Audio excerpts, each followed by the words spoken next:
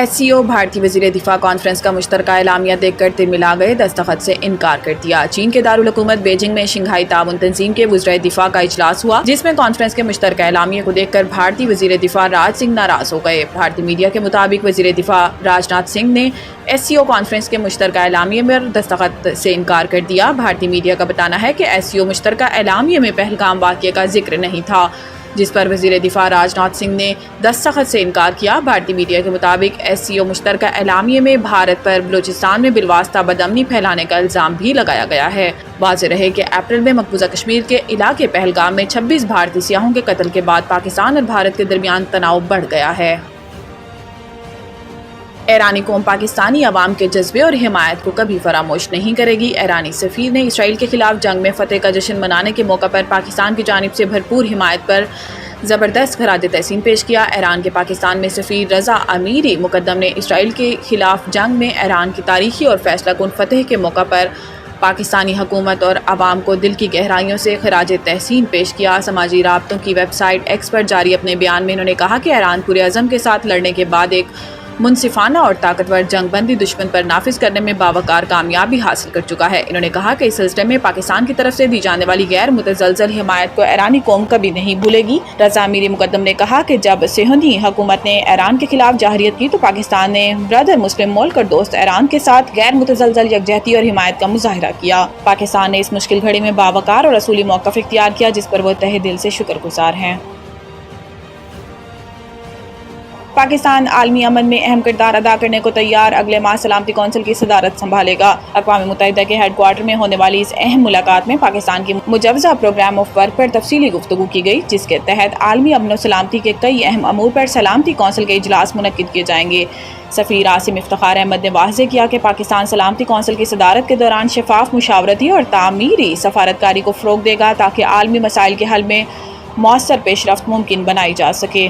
ملاقات کے دوران عالمی سطح پر جاری بحرانوں، خصوصاً مشرق وسطیٰ کی نازک صورتحال، افریقی اور ایشیائی خطوں میں کشیدگی اور اقوام متحدہ کے امن مشنز کی افادیت پر بھی تبادلہ خیال کیا گیا۔ پاکستان کے سفیر نے اس موقع پر اقوام متحدہ کے چارٹر کی پاسداری، پرامن تنازعات کے حل اور اجتماعی کوششوں کی اہمیت پر بھی زور دیا۔ مخصوص نشستوں کیس لگتا ہے PTI میں کوارڈینیشن کا فقدان تھا، جسٹس محمد علی مظہر۔ مخصوص نشستوں سے متعلق فیصلے کے خلاف نظر ثانی اپیلوں سے پر سماعت جسٹس امین الدین خان کی سربراہی میں سپریم کورٹ کی 11 رکنی آئینی بینچ نے کی، جس پر PTI کے وکیل سلمان اکرم راجہ نے دلائل دیے۔ وکیل سلمان اکرم راجہ نے کہا ہے کہ میں Sindh high court bar case کے فیصلے کا حوالہ دینا چاہتا ہوں۔ یہ فیصلہ مثال ہے کہ عدالت آئین بحالی کے لیے مداخلت کرتی ہے۔ 3 نومبر کی ایمرجنسی کے بعد کئی اقدامات کیے گئے۔ سپریم کورٹ نے اس ایمرجنسی کو غیر آئینی کہا۔ اس ایمرجنسی کے بعد کیے گئے تمام اقدامات بھی کالعدم کیے گئے۔ سلمان اکرم راجہ نے مشرف دور کی ایمرجنسی کالعدم قرار دینے کا فیصلہ پڑھ کر سنایا۔ انہوں نے کہا کہ عدالت نے قرار دیا کہ ایمرجنسی کے بعد لگائے گئے ججز کی حیثیت نہیں تھی۔ عدالت نے ججز کو ہٹائے جانا بھی غلط قرار دے کر بحال کیا۔ الیکشن ایکٹ 66 کے مطابق کسی بھی پارٹی کا امیدوار بننے کے لیے 2 اصول ہیں۔ جسٹس امین الدین نے کہا کہ آپ سینکڑوں ڈاکیومنٹس فائل کر سکتے ہیں، آپ کو کوئی روک نہیں سکتا۔ جسٹس جمال خان مندوخیل نے کہا کہ اپیل آپ فائل نہ کریں تو الزام کیسے دیں پھر۔ پنجاب اور خیبر پختونخوا کے مختلف شہروں میں بارش، موسم خوشگوار ہو گیا۔ پنجاب میں لاہور، سرگودا، بھلوال سمیت مختلف شہروں میں کہیں بوندا باندی، کہیں موسلادھار بارش سے گرمی کا زور ٹوٹ گیا۔ بارش کی وجہ سے کئی علاقوں میں بجلی کی فراہمی معطل ہو گئی۔ وزیر اعلیٰ پنجاب مریم نواز کی خصوصی ہدایت پر واسا الرٹ ہے۔ خیبر پختونخوا میں کرچ شہر اور مظفرات میں بھی بارش سے موسم خوشگوار ہو گیا، جبکہ بلوچستان کے وسط مشرقی علاقوں میں پری مونسون سیزن کا آغاز ہو گیا۔ کوہی سلیمان رینج سمیت بستی اور مشرقی بلوچستان میں بھی بارش ہوئی۔ بلتستان ڈویژن میں بھی آج سے بارش کا امکان ہے۔ بارشوں کا نیا سلسلہ 29 جون تک جاری رہنے کی پیشن گوئی کی گئی ہے۔